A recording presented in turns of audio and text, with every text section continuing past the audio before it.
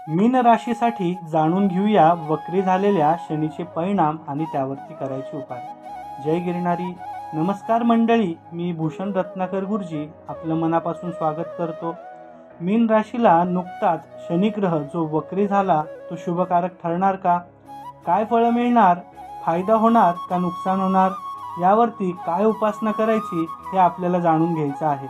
आपण हे भविष्य तुमच्या चालू व्यवहारी नावाने किंवा जन्मराशीनुसार विचारात घेणार आहोत। यामध्ये पूर्ण कुंडली आपण बघत नसल्याने यामध्ये सांगितलेल्या सर्वच गोष्टी पूर्णतः तंतोतंत बरोबर असतीलच असं अजिबात नाही।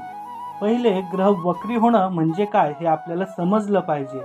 व्हिडिओ पूर्ण पाहिला तर पुढे खूप महत्त्वाच्या गोष्टी मी सांगितलेल्या आहे त्या तुम्हाला समजतील, त्यामुळे पूर्ण व्हिडिओ बघा। ग्रह वक्री होणं म्हणजे काय? सूर्यमालेतील प्रत्येक ग्रह हा सूर्याभोवती फिरत असतो, भ्रमण करत असतो। हे भ्रमण करत असताना त्या ग्रहाची जी गती असते ती काही काळ हळू होते, म्हणजेच ती मंदावते। त्यामुळं तो ग्रह मागे पडतो। त्यामुळंच आपल्याला तो ग्रह मागे गेल्याचं भासतं किंवा ते आपल्याला वाटू लागतं, परंतु प्रत्यक्षात ग्रह मागे जात नाही। यालाच ग्रह वक्री होणं असं म्हणतात। शनी ग्रह एका राशीमध्ये 2.5 वर्ष असतो, म्हणून 7.5ची 2.5 वर्षाची 3 टप्पे असतात। आता हा शनी ग्रह 29 जून 2024 पासून 15 नोव्हेंबर 2024 पर्यंत म्हणजेच त्रिपुरारी पौर्णिमेपर्यंत वक्री राहणार आहे। या काळामध्ये आपल्याला 138 दिवसांचा हा संपूर्ण कालावधी आहे। अशुभ ग्रह वक्री झाल्यावरती बऱ्याचदा अशुभ फळं देत असतो। सध्या शनी ग्रह कुंभ राशीमध्ये आहे व आता तो मकर राशीमध्ये वक्री होणार आहे। मीन राशीचा विचार करता सध्या शनी ग्रहाचं भ्रमण 12व्या स्थानामधून म्हणजे व्यय स्थानामधून सुरू आहे। यालाच 7.5 सुद्धा म्हणतात। सध्या तुमच्या राशीला 7.5 देखील सुरू आहे। शनी ग्रह वक्री होऊन 11व्या या लाभ स्थानामध्ये भ्रमण करणार आहे। शनी ग्रह 11व्या आणि 12व्या अशा दोन्ही घरांचं फळ तुम्हाला देणार आहे। 12वं घर हे खर्च, घरापासून लांब राहणं, परदेश गमन, आध्यात्मिक प्रगती, कारावास, तुरुंग, झोपेच्या समस्या यासाठी हे स्थान विचारात घेतलं जातं। आता शनी 11व्या घराची देखील फळं देणार आहे।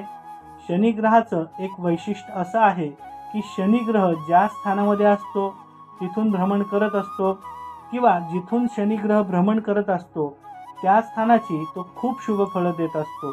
त्या स्थानाची आपली काम करण्याची जी इच्छा असते ती जास्त प्रमाणात आपल्यामध्ये देत असतो, ती इच्छा जास्त प्रमाणात जागृत करत असतो।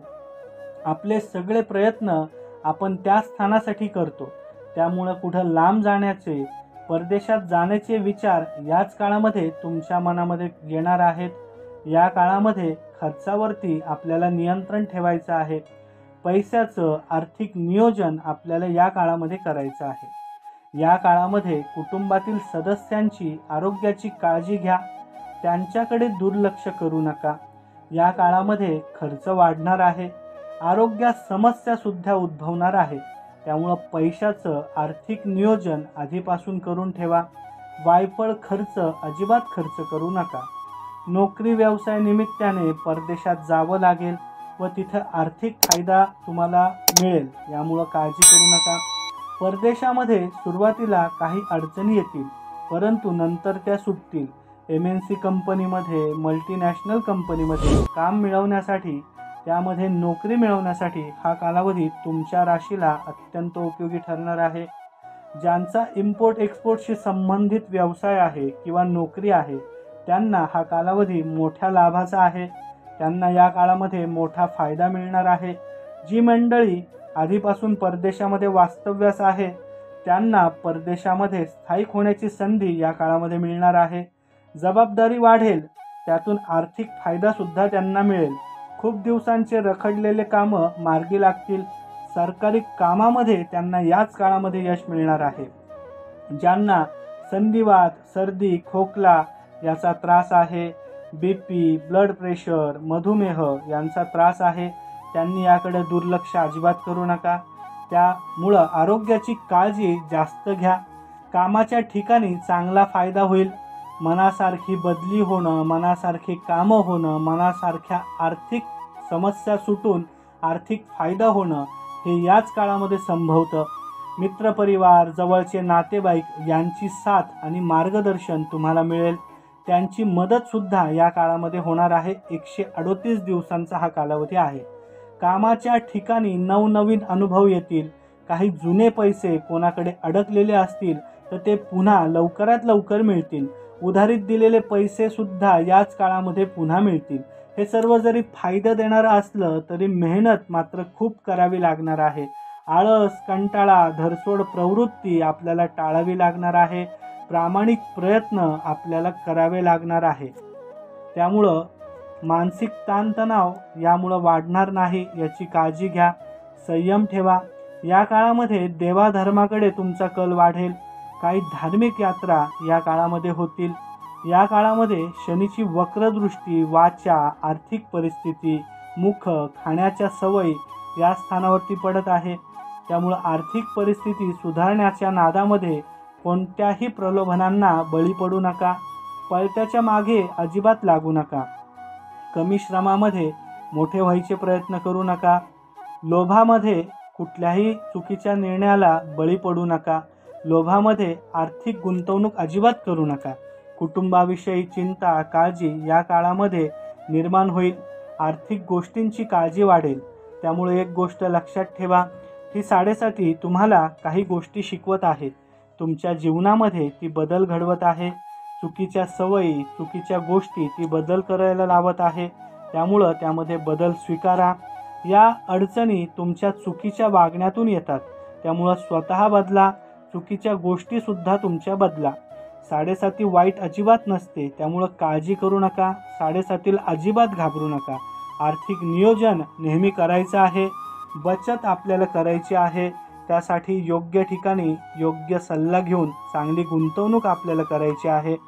स्वतःच्या रागावरती, हट्टीपणावरती, वागण्या बोलण्यावरती आपल्याला या काळामध्ये खूप मोठा कंट्रोल करायचा आहे. संयम ठेवायचा आहे. तुमच्या बोलण्यातनं